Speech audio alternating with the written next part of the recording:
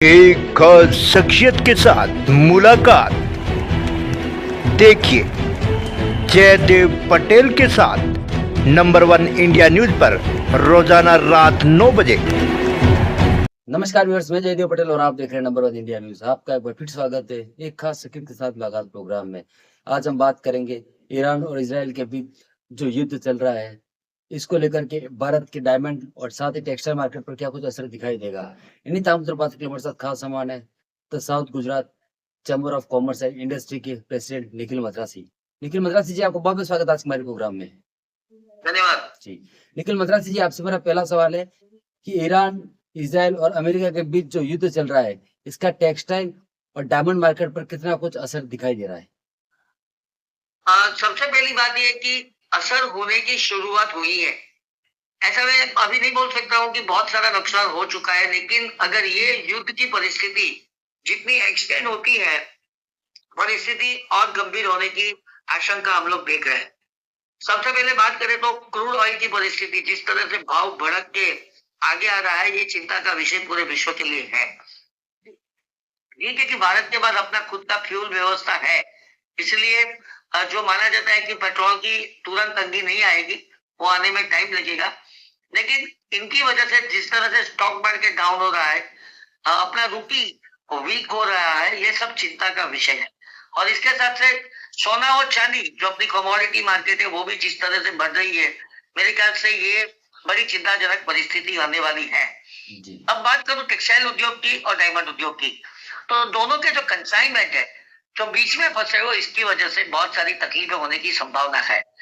अपने जो बंदर है, जो जहां से पोर्ट है अपने, वह पोर्ट से जो माल अभी थम गया है, अब न तो हमारे पास है न तो वहां पहुंचा है, बीच में बंदर पे फंस गया है, तो पेमेंट की तकलीफ पर ज्यादा होने की संभावना हम देख रहे हैं।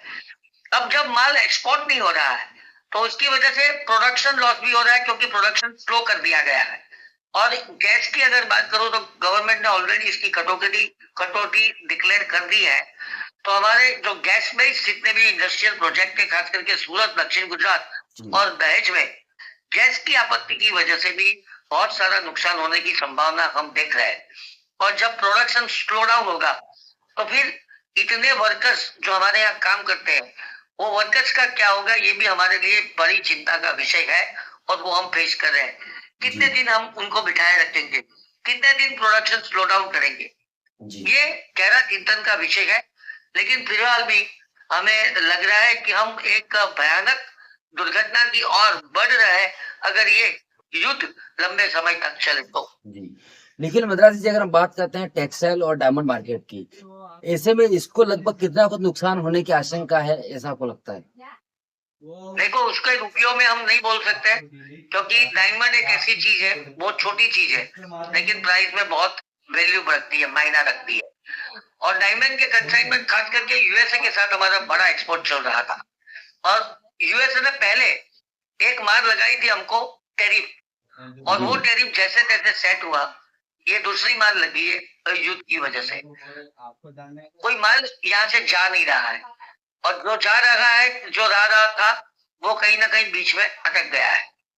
हम पहले अमेरिका की जगह दुबई के जरिए भी माल पहुंचाने की कोशिश कर रहे थे, लेकिन अब दुबई भी जब बंद हो चुका है, तो डायमंड इंडस्ट्री कठिन परिस्थिति में से गुजर रहा है। उसको पैसे में नहीं तोल सकते, क्योंकि इनका कोई मूल्य नहीं है। डायमंड एक ऐसी चीज है, वो छोटी होती है लेकिन बहुत महंगी होती है, तो इसके ऊपर से सही आंकड़ा लगाना बड़ी मुश्किल है जी। अब बात करें मैं टेक्सटाइल की। टेक्सटाइल पहले भी वो टैरिफ युद्ध की वजह से अमेरिका के साथ हमें बहुत नुकसान हो चुका था, बाद में जैसे तैसे सेटल हुआ, लेकिन उस सेटलमेंट के बाद ये युद्ध की परिस्थिति आ गई, तो टेक्सटाइल की जो एक्सपोर्ट है, खास करके यूएसए की, वो रुक गई। फिर उस समय दौरान हमने वैकल्पिक बाजार ढूंढने की कोशिश की, और वैकल्पिक बाजार में हमने कई और देशों को टारगेट बनाया था, और दुबई को खास करके केंद्रवर्ती ध्यान में रखा था। लेकिन आज परिस्थिति ऐसी है कि दुबई के जरिए जितना भी गुड्स टेक्सटाइल जा रहा था, उसकी एक्सपोर्ट भी बंद हो गई है। तो मेरे ख्याल से इंडस्ट्री बंद होने की कगार में नहीं है, लेकिन जो एक्सपोर्ट रिलेटेड ओरिएंटेड जितने भी यूनिट्स थे, ये बड़ी कठिन परिस्थिति में से गुजर रहा है, ऐसा मैं कह सकता हूँ जी। निखिल मद्रासी जी, ईरान, इजराइल और अमेरिका के बीच जो युद्ध चल रहा है वो कहीं ना कहीं थमने का नाम नहीं ले रहा है। ऐसे में सप्लाई चेन जो है वो किस तरीके की बाधित होती हुई नजर आ रही है, और इसको लेकर क्या कुछ वैकल्पिक जो विकल्प है वो आप लोगों ने तलाशे हैं डायमंड और टेक्सटाइल को लेकर के? हमने विकल्प ढूंढने की कोशिश की, लेकिन अभी तो कोई विकल्प ढूंढने में कामयाबी नहीं मिली है, क्योंकि कोई रास्ता ही नहीं बचा है एक्सपोर्ट करने का, तो कहाँ जाएंगे। और जो जिसके साथ बिजनेस करते ही नहीं थे वो जरिए जाने का प्रश्न नहीं होता है। और फिर एक डर, एक भय, एक घबराहट, अगर हम कहीं अच्छा स्टेप उठाने की कोशिश करते गए लेकिन फंस जाने का डर है, अगर बीच में नहीं जा पाए तो। अब हमने देखो, चेंबर ऑफ कॉमर्स की अगर मैं बात करूं तो साउथ अफ्रीका की पूरी कंट्री के साथ, जितने भी कंट्रीज है उनके साथ बिजनेस का डेवलपमेंट करना शुरू किया था। लेकिन अब ऐसी परिस्थिति आ गई है कि साउथ अफ्रीका पहुंचना वैसे मुश्किल नहीं है, एयरलाइन चल रही है, लेकिन डर रहे हैं बिजनेस करने के लिए जो वातावरण चाहिए शांति का, वो शांति का वातावरण नहीं है। मैं अगर जाना भी चाहता हूँ, अगर बोत्सवाना, इथोपिया, घाना, जिम्बाब्वे, लेकिन मैं डर रहा हूँ कि मैं वहां जाके करूंगा क्या, जी और अगर बीच में मेरी रास्ते में कोई मुसाफरी अटक गई तो मैं वापस कैसे आऊंगा।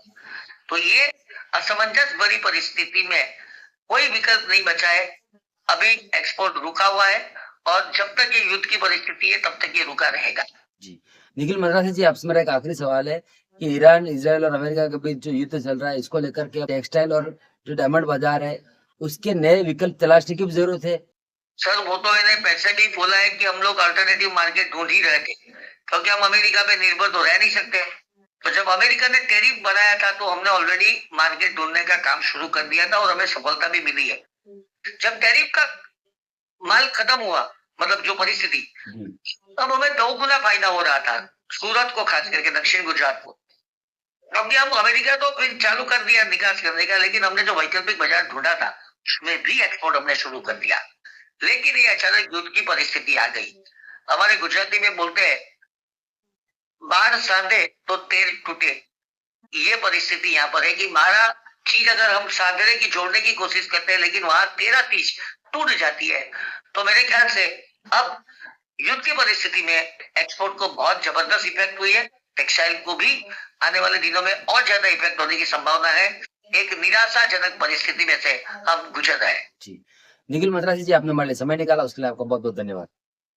धन्यवाद, आपका भी बहुत शुक्रिया।